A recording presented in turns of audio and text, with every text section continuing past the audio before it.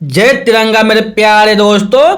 जय भारतीय दोस्तों, आज हम आप लोग को बताने जा रहे हैं गोस्वामी तुलसीदास जी की जीवन परिचय। दोस्तों, तुलसीदास के जन्म और प्रारंभिक जीवन के आसपास के विवरण अस्पष्ट है।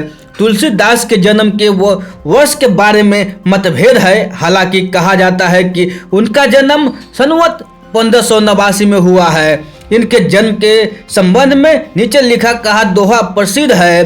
1554 विषय कालिंदिनी के तीर, श्रवण शुक्ला सप्तमी, तुलसी धरो शरीर। दोस्तों, महान कवि तुलसीदास की माता का नाम तुलसी देवी जबकि पिता का नाम आत्माराम दुबे थे। कई सूत्र दावा करते हैं कि तुलसीदास पराशर गोत्र वंशावली का एक सारूप्रेन ब्राह्मण थे, जबकि कुछ कहते हैं कि वह कन्या कुब्जा या संध्याय ब्राह्मण थे। माना जाता है कि उनका जन्म राजपुर चित्रकूट में हुआ था। दोस्तों, तुलसीदास जी के जन्म को लेकर फिलहाल कई मतभेद है। ऐसा कहा जाता है कि वह 12 महीने तक अपनी मां के गर्भ में थे और वे अन्य बच्चों से अलग 32 दांतों के साथ पैदा हुए थे।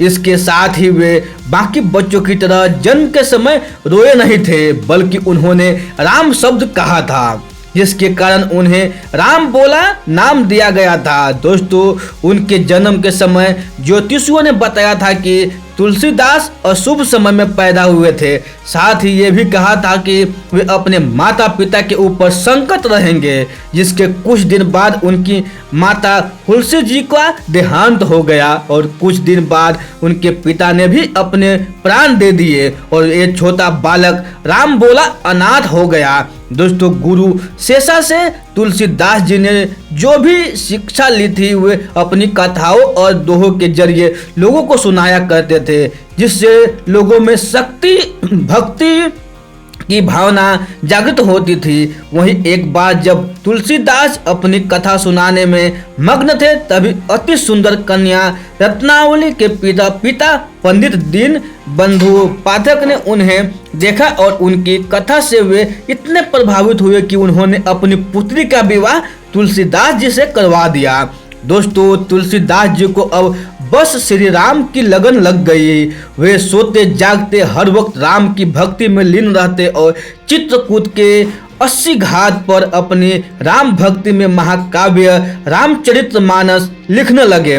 कहते हैं कि एक काव्य लिखने का मार्गदर्शन उन्हें श्री हनुमान जी ने दिया था। दोस्तों, तुलसीदास जी ने अपने कई रचनाओं में उल्लेख भी किया है कि भगवान राम के प्रबल भक्त हनुमान जी से उन्होंने कई बार मुलाकात भी की। इसके साथ ही उन्होंने वाराणसी में भगवान हनुमान के लिए संकट मोचन मंदिर की भी स्थापना भी थी। दोस्तों, वहीं तुलसीदास जी के मुताबिक हनुमान जी ने उन्हें आशीर्वाद दिया, इसलिए उन्हें भगवान राम के दर्शन प्राप्त हुए।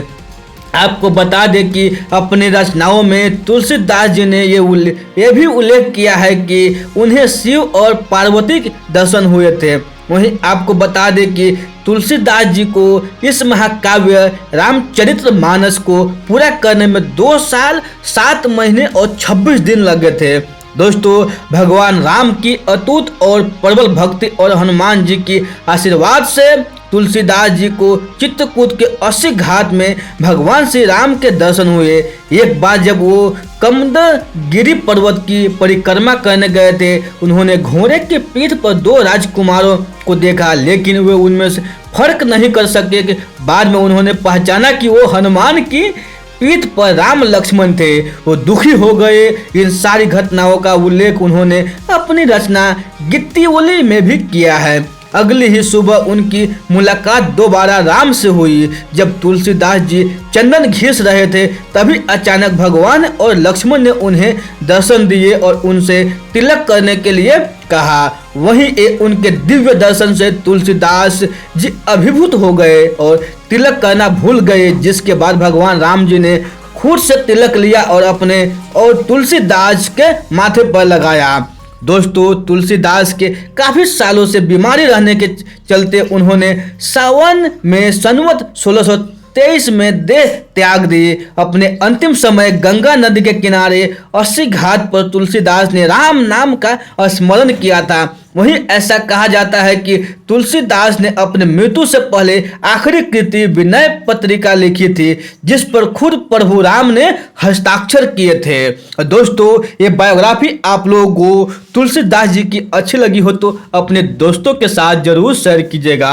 और फिर मिलते हैं ऐसे ही अगले बायोग्राफी में। तब तक के लिए आप खुश रहिए, सुरक्षित रहिए और अपने सेहत को अच्छी तरह से ध्यान रखिए और अपने परिवार से मिलजुल कर रहिए। दोस्तों, अगर ये बायोग्राफी आप लोगों को अच्छी लगी हो तो इस चैनल को जरूर सब्सक्राइब कीजिए। अगर अच्छी नहीं लगी हो तो जरूर डिसलाइक कीजिए। आप लोगों को बहुमूल्य समय देने के लिए हमारे दिल से आप लोगों को बहुत बहुत धन्यवाद।